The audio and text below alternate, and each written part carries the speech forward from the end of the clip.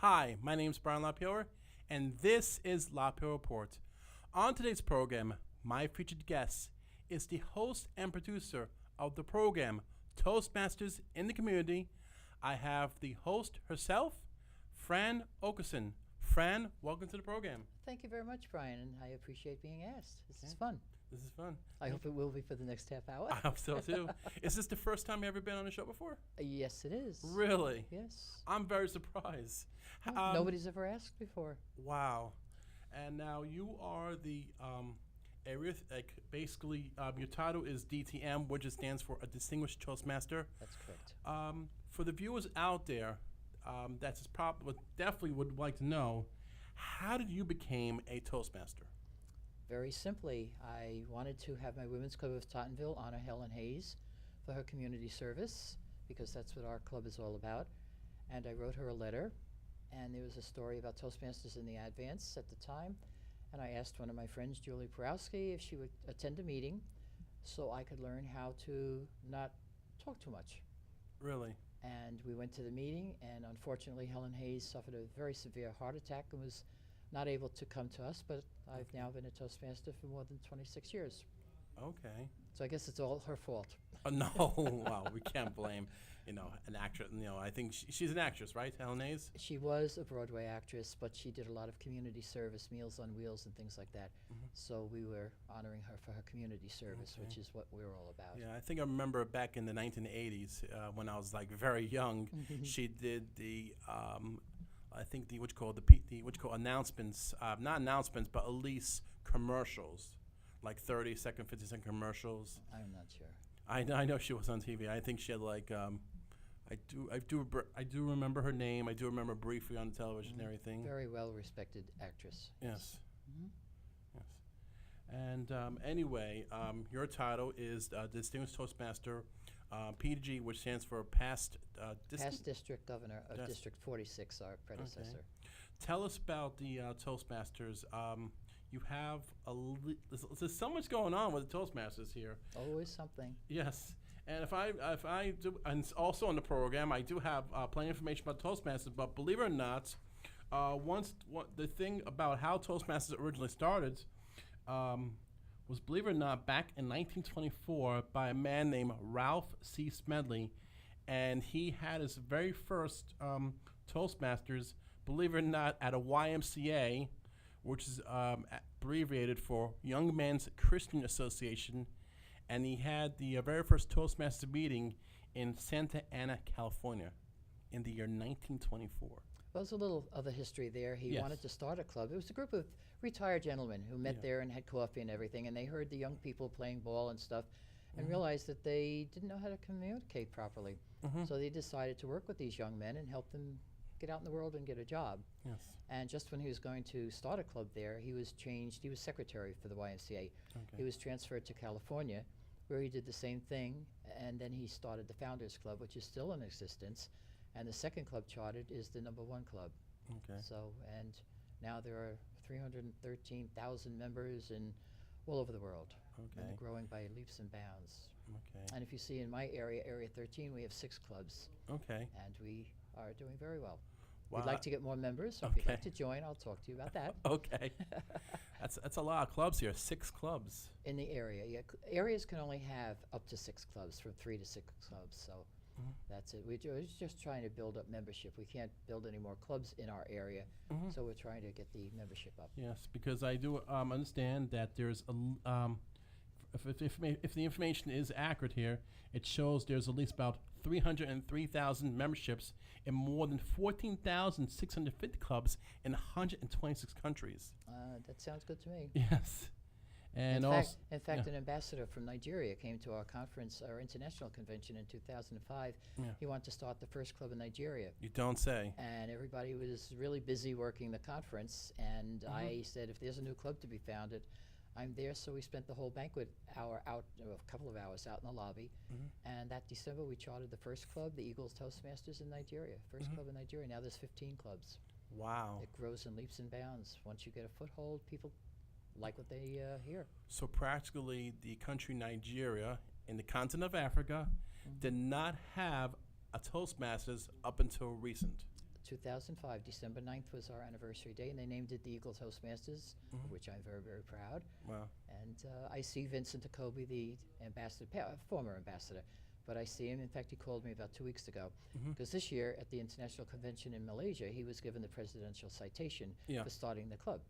Okay. He didn't get there, though, because he had other obligations, but they're going to mail it to him. He's very proud of that. Okay.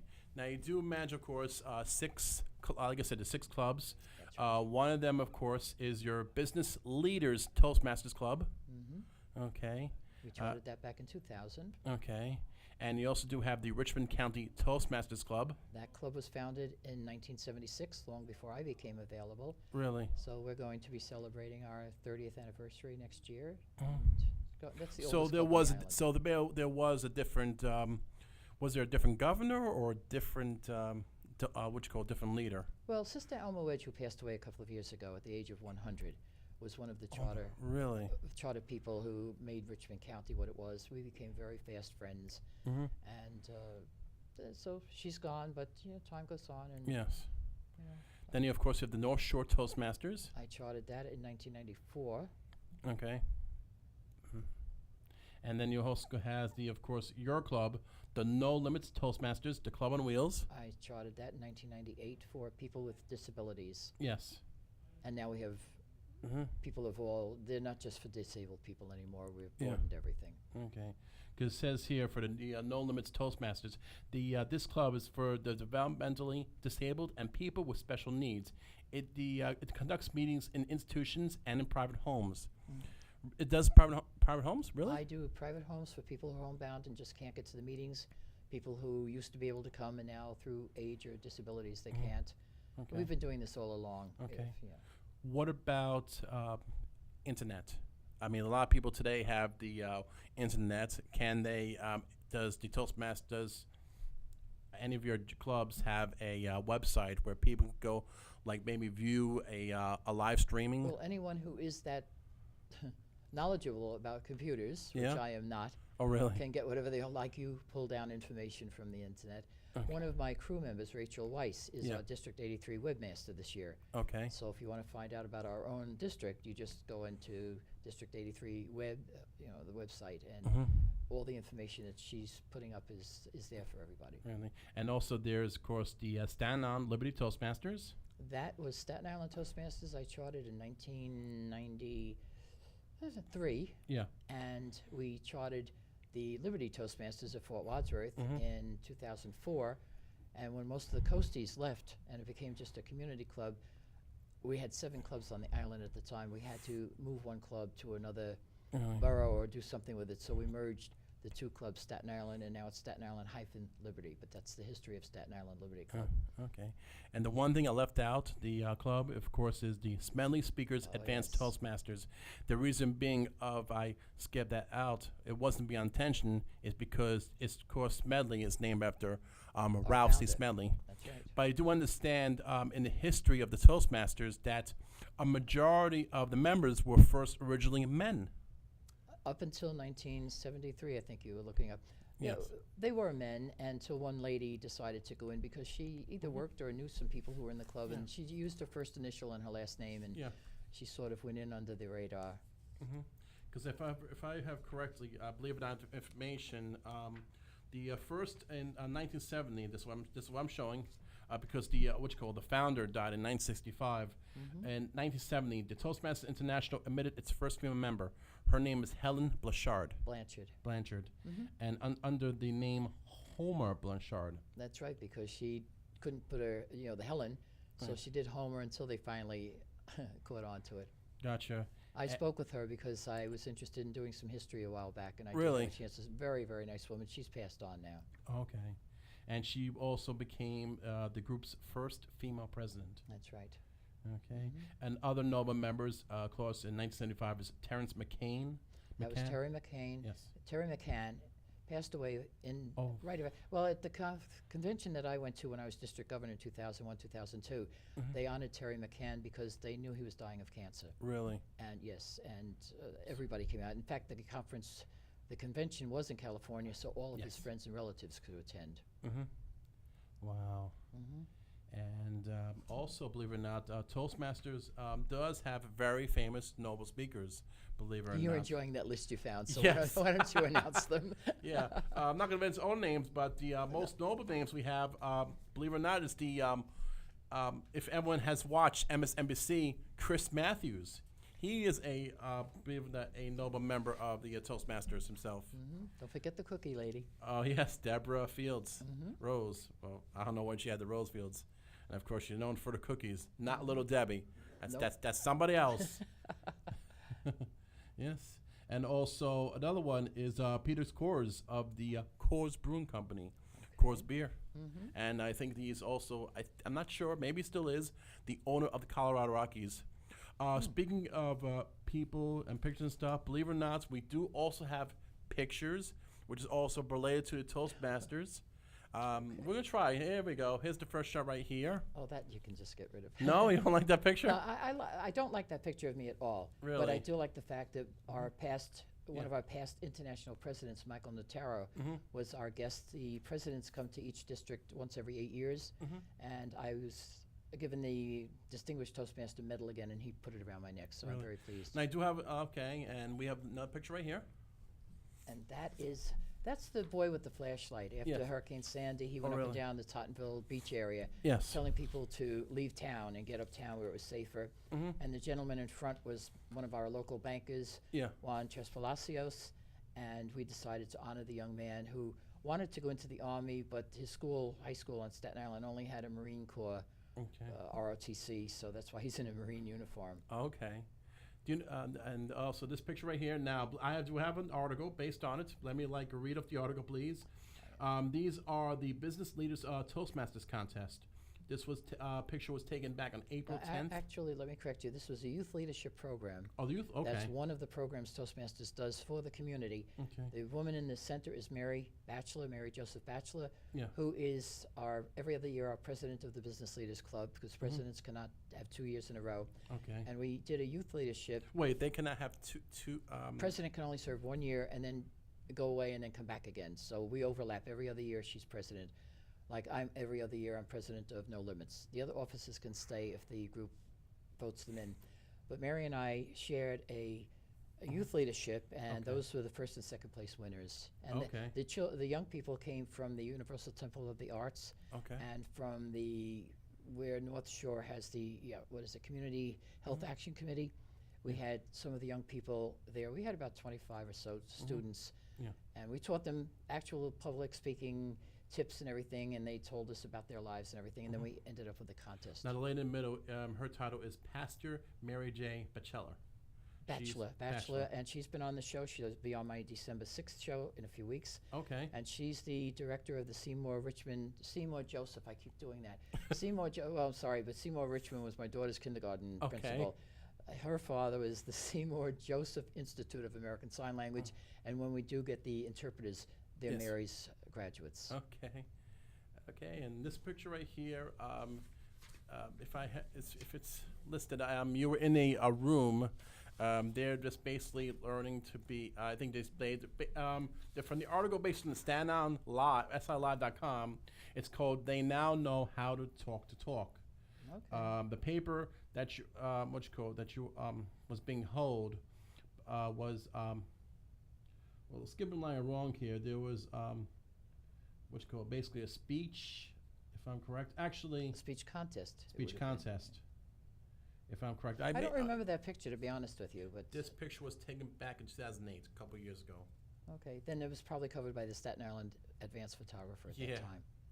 Yeah, that's probably what Well, it we was. do this periodically. We get Yeah. the young people, and we give them certificates from Toastmasters, the youth leadership completion, Yeah. and that goes into their school record, and it looks very good. Toastmasters is very well respected among the young people, and we always tell them to let their school guidance counselor know that they've completed that course. It's around the world. Okay. They're doing it in all the different languages. Really. Mhm. Now, as far as a Toastmaster goes, what would be the youngest age anybody could be a Toastmaster? 18 years. Really? The youth leadership is for young people up to the age of 18 years, but I ran 16 pageants over the years, the Miss Tottenville, the Miss Richmond, Yeah. and a Girl Scout talent show in the middle. And I was permitted to have younger children because we had the pageant for 2 age levels. Yes. And I had speech crafts and everything, youth leaderships with the kids of both age levels. Yeah. And I'll tell you, the younger children were freer with their remarks. The older girls sort of caged. If you asked them anything about boys or anything, they looked at the other girls to see who, but the younger kids, if you asked them a question, they came right out and gave you the answer whether you wanted to hear it or not. Very uninhibited. It's fun working with children. Okay. Now, the speeches that on your program, Toastmasters and Community, everyone's speech is practically original, correct? Everybody's speech must be original. Must be original. Must be original, unless they've changed it like 90%. But these are all manuals. When somebody joins, there's a $20 fee. People always want to know money. Okay. $20 fee, and it gets you a new member kit. Okay. In there are your basic manual, which the people use. After they complete that first manual, they get a lovely certificate, and then there are 15 advanced manuals covering everything you'd want: speeches by management, speeches to inform, public technical manuals. So men and women, there's something there for everybody. How many books does one Toastmaster get? You said they're manuals. The manuals, you get the basic one, and now there's a leadership one, which I think they're phasing out. They're coming up with a new program. Okay. Of the 15 manuals over the years, you can redo them. The rule used to be a couple of years ago, you had to become a distinguished Toastmaster to redo a manual. Okay. But there are some manuals there that people don't like. I don't like the technical presentations one because I'm not technical. I've done it twice because I just wanted to try and see if I could do it the second time around. I didn't like it any more than I liked the first. What would be technical? You saying technical? Well, one that took me 9 months to set up was I had to get a team. Okay. And go to a board of directors and try to present a problem. So what I did was I called it a survivor. Okay. And I was the captain of a ship. He was taking Mr. Megabucks and his 100 guests, and they were going to an uncharted island. What happened was the boat sank. Oh, wow. And while the people came to this little island in the middle of nowhere, the captain and his crew went to another island thinking they'd find the original people.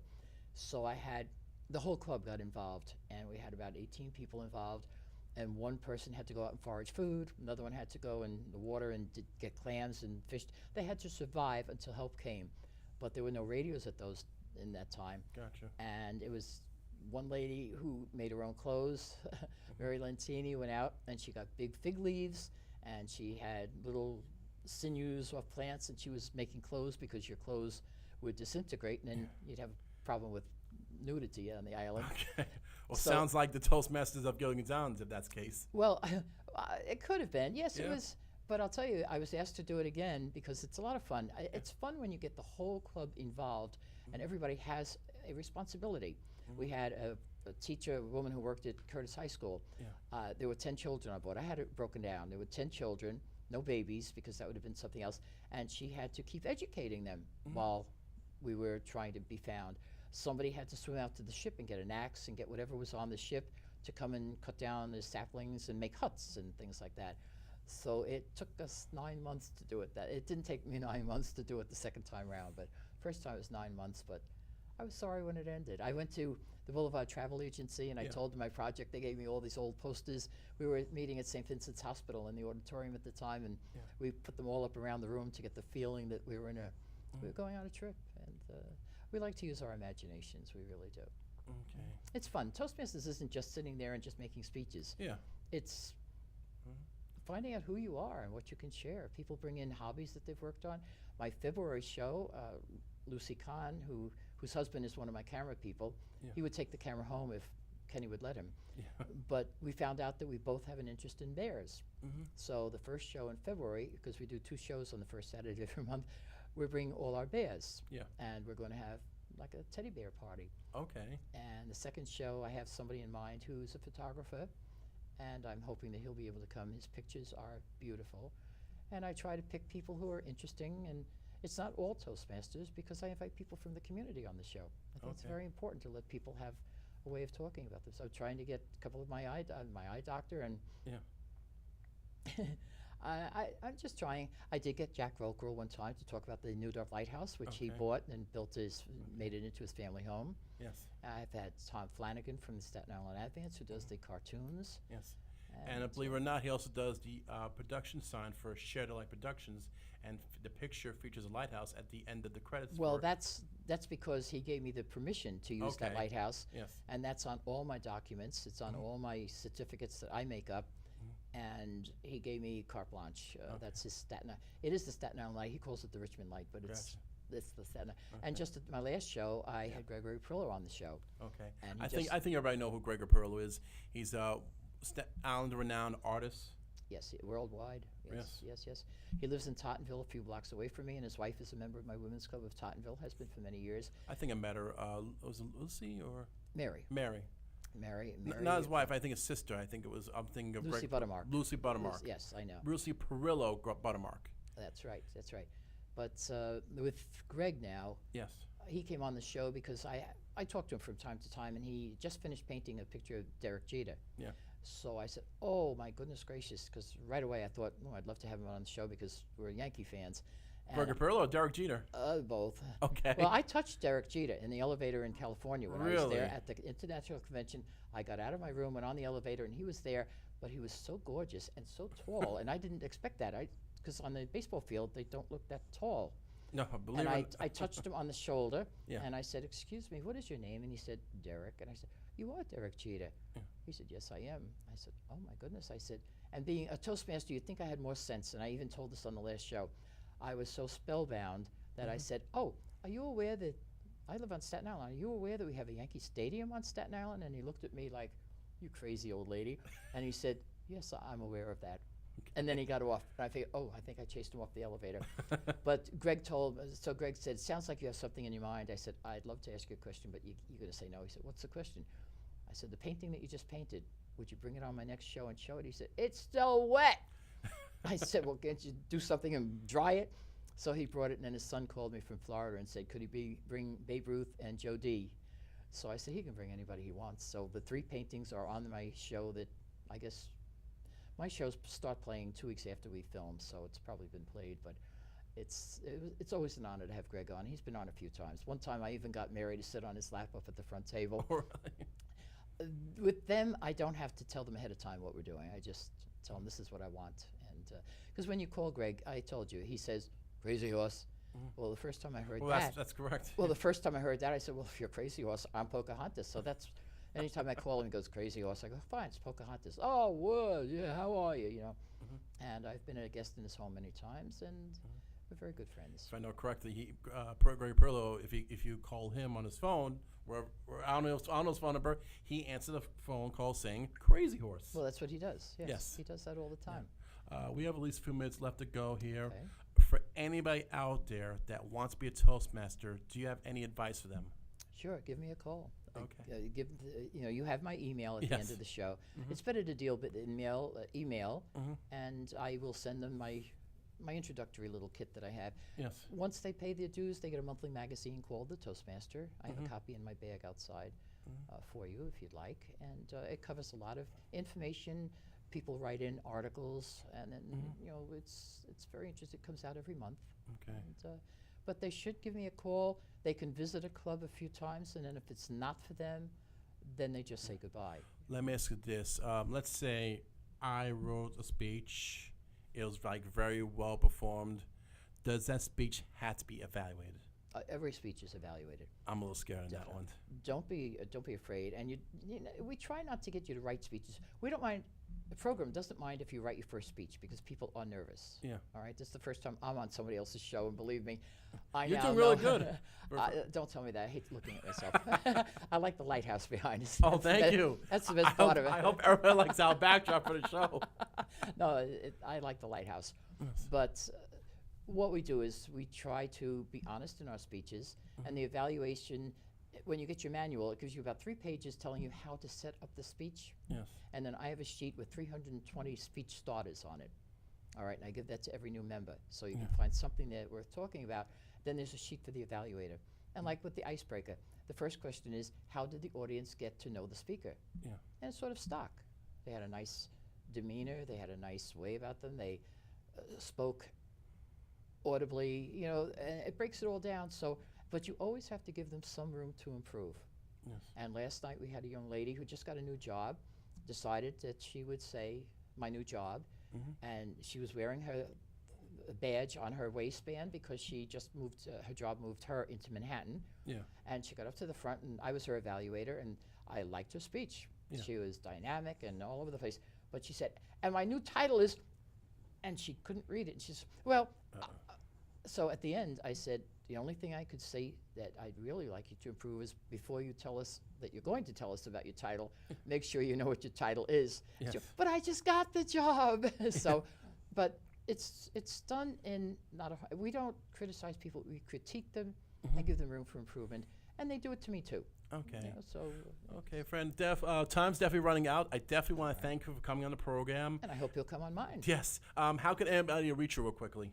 My email is frantotten, FRANTOTTEN @verizon.net, and I have my computer on 24/7, and I respond very quickly. Okay, Fran, thank you for coming on the program. If anyone out there wants to reach me, they could write to the studio or email me at lapayowerreport@gmail.com. I'd like to thank Guy Comey, staff crew of the studio, and the accounting firm of AJC Advisors. To all our viewers, I'm Brian LaPayower, and this was LaPayower Report. Thank you for watching.